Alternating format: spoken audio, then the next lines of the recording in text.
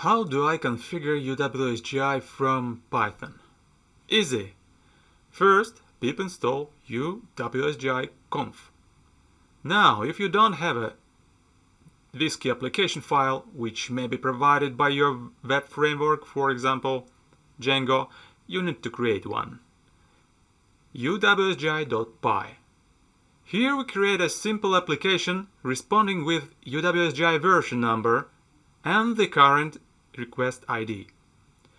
Take a note that we use tools from uWSGI-conf.runtime subpackage, which can supply you with a bunch of nice interfaces to deal with background task scheduling, workers and mules orchestration, caching, statistics, and so on.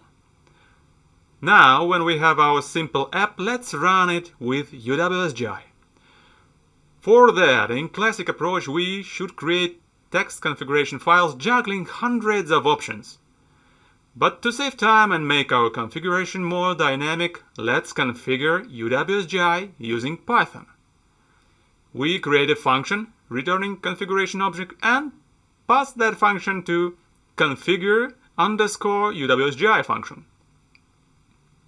Here we use nice Python section preset class and call its bootstrap method, instructing to bind our application from uWSGI.py file to localhost IP address on port 8000. uWSGI-conf also allows you to fine-tune various aspects of uWSGI. The above-mentioned hundreds of options are grouped conveniently to streamline configuration. Done, we are ready to start uWSGI.